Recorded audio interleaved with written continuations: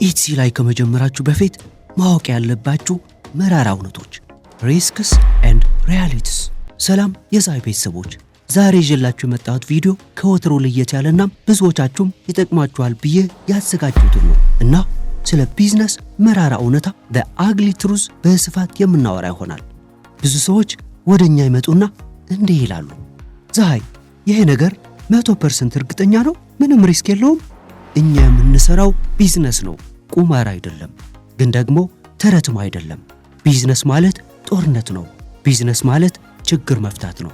ዛሬ ብዙዎቻችሁ ውስጥ የተደበቁትን ግን ለመጠየቅ የምትፈሩትን ጥያቄዎች ጠረጴዛ ላይ ላወጣቸው ነው። ሱቅ ቢዘጋስ? የመረጣችሁልኝ ዲዛይን ባይመቸኝስ? በፈለኩት ፍጥነት ካልሄደስ? ይህንን ቪዲዮ እስከ መጨረሻው እንድታዩ ትፈልጋለሁ። ምክንያቱም ይህ ቪዲዮ እናንተ ለዚህ ቢዝነስ ብቁ መሆን አለመሆናችሁን የምትለዩበት ቪዲዮ ነው። ልብ ያለው ብቻ ይከተለኝ። ሱቅ ቢዘጋስ? የመጀመሪያውና ትልቁ ጥያቄ ኢትሲ ሱቄን ቢዘጋብኝስ? ይህ ፍራቻ ተገቢ ነው። ማንም ሰው ገንዘቡን አውጥቶ ለፍቶ ነገ ሱቁ ተዘግቶ ማደር አይፈልግም። ግን ልንገራችሁ፣ ኢትሲ ላይ መዘጋት የቢዝነሱ አካል ነው። ልክ መኪና ስትነዱ ጎማ ሊተነፍስ ይችላል ብላችሁ እንደምታስቡት ማለት ነው። ጎማ ሊተነፍስ ይችላል ተብሎ መኪና መንዳት አይተውም። ጎማው ሲተነፍስ ግን መለወጫ እንዳለ ማረጋገጥ ነው። ኢትሲ ሱቆችን የሚዘጋው በሁለት ምክንያት ነው። አንድ፣ የተሳሳተ እንቅስቃሴ፣ የሰው ብራንድ ኮፒ ማድረግ ወይም የተከለከሉ ዕቃዎችን መሸጥ። ሁለት፣ የሮቦት እንቅስቃሴ ነው። በአንዴ ብዙ ዕቃ መጫን፣ በአንዴ ብዙ ሰው መግባት። እኛ ዛይ ምን እናደርጋለን? እኛ የምንጠቀመው ሴፍ ሞድ ነው። በቀን 15 ምርት ብቻ ነው የምንጭነው። ለምን? ከዛ በላይ ብንጭን ኢትሲ ሮቦት ነው ብሎ ሊያስብ ይችላል። ይህ ለሱቃችን ይጎዳዋል። እያንዳንዱን ዲዛይን የቅጂ መብት እናደርጋለን። ግን ቢፈጠርስ እንበልና በሆነ ምክንያት ሱቁ ተዘጋ ወይም ሰስፔንድ ተደረገ፣ አለቀ ማለት ነው? ህይወት ቆመ? በጭራሽ። ቢዝነስ እኮ መፍትሄ መፈለግ ነው። ኢትሲ ላይ ይግባኝ የመጠየቅ መብት አለ። እኛ ያንን እናደርጋለን። ያ ካልሰራስ አዲስ አካውንት መክፈትም ይቻላል። አስተሳሰባችሁ ሱቄ ከተዘጋ ሞትኩ የሚል ከሆነም ይቅርታ አድርጉልኝና ለቢዝነስ አልተፈጠራችሁም። አስተሳሰባችሁ ሱቄ ከተዘጋ እንደገና ከፍታለሁ ምክንያቱም ዓላማዬ ነፃነት ነው የሚል ከሆነም እናንተ የዛይ አጋሮች ናችሁ። አንደፍርም ግን አንፈራም። እኔ ነኝ የማዘው የዲዛይንና ምርጫ ግጭት። ሁለተኛው ትልቁ ችግር ደግሞ የቁጥጥር ጉዳይ ነው። አንዳንድ ደንበኞች ይመጡና ዛይ ለምንድነው ይሄንን ዲዛይን የሰራችሁት? ቀለሙ አይመቸኝም፣ እኔ የምፈልገው ቀይ ነው። ለምንድነው የነርሶች ንች የሰራችሁት? እኔ የምፈልገው ስለ ኢትዮጵያ ባህል ነው ይላሉ። እዚህ ጋር አንድ መራራ እውነት ልንገራችሁ። ደንበኛው እናንተ አይደላችሁም።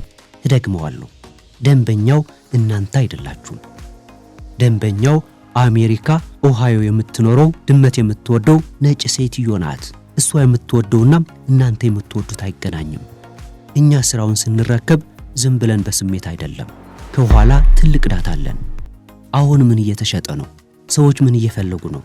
የትኛው ቀለም ነው በብዛት የሚገዛው? ይሄንን አጥንተን ነው የምንሰራው። እናንተ መርጣችሁ መስራት ከፈለጋችሁ መብታችሁ ነው። ግን ለምን ለኛ ከፈላችሁ? ለኛ የከፈላችሁት እኮ ለጉልበታችን ብቻ አይደለም፣ ለእውቀታችን ወይም ኤክስፐርታይዝ ነው። ሐኪም ቤት ሄዳችሁ ለዶክተሩ እዚህ ጋር አይደለም የምትወጋኝ እዚህ ጋር ነው ትላላችሁ? አትሉም። ሙያውን ታከብራላችሁ። የኢንቨስተር አስተሳሰብ ቨርሰስ የሰራተኛ አስተሳሰብ። ሌላው ችግር ትዕግስት ነው። ብዙዎቻችን ከደሞዝተኛነት ስለምንመጣ የሰራን ቀን ክፍያ እንፈልጋለን። ዛሬ ሰራሁ፣ ዛሬ ካልተከፈለኝ ይጨንቀኛል። ቢዝነስ ግን እንደዛ አይደለም። ቢዝነስ እንደርሻ ነው። መጀመሪያ መሬቱን ታርሳለህ፣ ሴት አፕ፣ ከዛ ዘር ትዘራለህ፣ አፕሎዲንግ 1000 ፕሮዳክትስ፣ ውሃ ታጠጣለህ፣ አረም ታርማለህ፣ ኦፕቲማይዜሽን።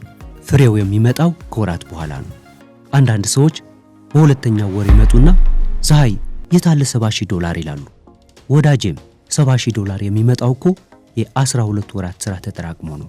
በመጀመሪያዎቹ 3 ወራት ሽያጭ ባይኖር ወይም ትንሽ ቢሆን ያ ማለት ከሸፈ ማለት አይደለም። ያ ማለት እየተገነባ ነው ማለት ነው። በአቋራጭ መክበሪያ አይደለም። ይህ ዲጂታል ሪል ስቴት ነው። ህንፃ ለመገንባት ጊዜ ይፈጃል። አንዴ ከተገነባ ግን እድሜ ልክ ኪራይ ይበላል። የ10 ዓመት ነፃነት ለማግኘት የ6 ወር ትዕግስት የላችሁም? እስኪ ግልጽ እንሆን። እኛ ምን ቃል እንገባላችኋለን? አንደኛ ሃይ ኳሊቲ ፕሮዳክትስ 1000 በገበያ ተፈላጊ ምርቶችን እንደምንሰራ። ሁለተኛ ፕሮፌሽናል ኤስኢኦ ምርታችሁ ገዢ ፊት እንዲወጣ የምንችለውን ሁሉ እንደምናደርግ። ሶስተኛ አካውንት ሴፍቲ ሱቃችሁ እንዳይዘጋ በከፍተኛ ጥንቃቄና በሴፍ ሞድ እንደምንሰራ። አራተኛ ሳፖርት ችግር ቢፈጠር ወይም ሰስፔንሽን ቢፈጠር እንኳን አብረናችሁ እንደምንቆምና መፍትሄ እንደምንፈልግ።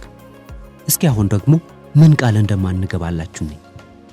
ነገ ሚሊዮነር ትሆናለህ ብለን ቃል አንገባም። ውጤት እንደየሁኔታው ይለያያል። በዓለም ላይ ለምንም ነገር 100% ዋስትና የለም። ኢንተርኔት ሊጠፋ ይችላል። ኤትሲ ህጉን ሊቀይር ይችላል። ግን አንድ ነገር እርግጠኛ ሆኜ ነግራችኋለሁ። ብቻችሁን ከምትሰሩ ይልቅ ከኛ ጋር የመስራት እድላችሁ ወይም ፕሮባቢሊቲ በ1000% ይጨምራል። ምክንያቱም እኛ መንገዱን በተደጋጋሚ ሄደንበታል። ጉድጓዱን እናውቀዋለን። መጨረሻ ላይ ይህንን ልበል፣ ይህ ቢዝነስ ለፈሪዎች አይደለም። ትንሽ ንፋስ ሲነፍስ ለሚደናገጡ፣ ሱቅ ቢዘጋ ብለው እንቅልፍ ለሚያጡ ሰዎች አይደለም። ለነሱ ባንክ ቤት ማስቀመጥ ይሻላል፣ ምንም እንኳን ኢንፍሌሽን እየበላው ቢሆንም። ይህ ቢዝነስ ለማን ነው? እኔ ሪስክ ወስጄ ህይወቴን መቀየር ፈልጋለሁ ለሚሉ፣ ችግር ቢመጣ መፍትሄ አለ፣ ዋናው ዓላማዬ ነፃነት ነው ለሚሉ ብርቱ ሰዎች ነው። እናንተ ከየትኞቹ ናችሁ? ፍርሃታችሁ ይበልጣል ወይስ ህልማችሁ? ህልማችሁ የሚበልጥ ከሆነና ለቢዝነስ የሚሆን ወኔ ካላችሁ እኛ አጋሮቻችሁ ነን። ችግሩን ሁሉ ለኛ ተውት፣ እኛ እንጋፈጠዋለን። እናንተ ውጤቱን ውሰዱ። ከታች ባለው ሊንክ ዋትስአፕ ግሩፓችንን ይቀላቀሉ ወይም በ407 900 75 36 ይደውሉ።